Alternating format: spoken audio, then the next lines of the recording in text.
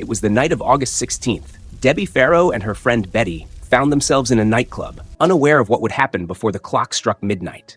Debbie was always the daring one, the kind who took risks without hesitation. That night, she decided to try GHD, a dangerous new drug that had already claimed several lives. Betty tried to talk her out of it, but it was too late. Before long, Debbie collapsed to the floor, lifeless, her body just another casualty in the war Gotham had long since abandoned. By the time the paramedics arrived, it was too late. The morgue would soon add another name to the growing list of victims. Betty, devastated by the loss of her friend, retreated into her apartment, her mind spinning with questions. She thought of all the choices she'd made that night, but in the end, there was only one thing left to do. A knock on the door interrupted her thoughts. She was hesitant at first, but then she opened it. And there he was, Batman, standing in the doorway like the shadow he was. He wasn't here for pleasantries. He needed answers. "Who sold her the drugs?" he asked, his voice low and steady.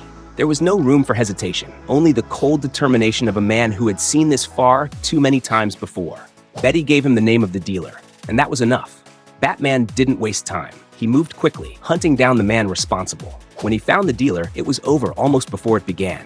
There was no mercy in Batman's eyes as he battered the man, using every ounce of his training to make sure he'd never hurt anyone again.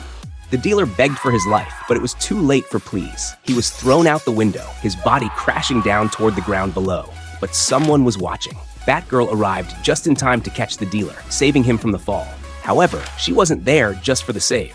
She saw the way Batman had treated the man, the rage that fueled his every movement. "What's wrong with you?" she asked, her voice filled with concern. "That's not you." But Batman wasn't listening. He had a mission, and nothing else mattered. He told Batgirl to go back, to leave it all behind, but she wouldn't. She stood her ground, insisting that she'd seen what was really going on. She didn't say it, but she knew Batman was carrying something deeper.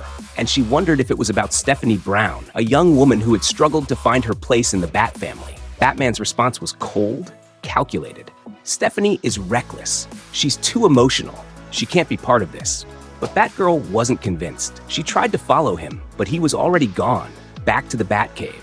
The weight of his decision hung over him, and even in the dark of the cave, there was no escape from the memories. He thought about the dealer, about Jason Todd. It wasn't just about one death.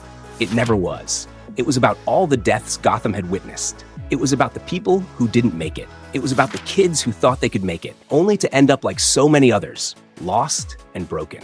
As dawn crept over the horizon, Batman stood alone, the weight of the world on his shoulders. He couldn't save them all, but that didn't mean he wouldn't try. Later that night, he returned to the Batcave, prepared for what he had to do.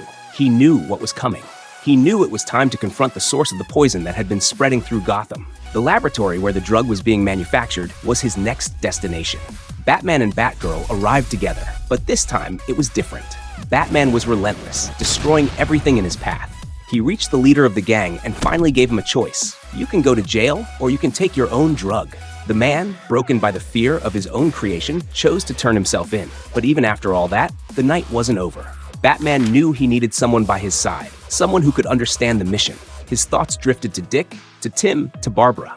But in the end, it was Cassandra who he chose. They went together to the cemetery, Gotham Cemetery, the place where Jason Todd was buried. Today would have been his 18th birthday, Batman said, his voice quieter than usual. Cassandra understood. Jason had been reckless, just like the others, just like Stephanie Brown. He hadn't been ready for the weight of the cowl, and Batman wasn't about to let that happen again.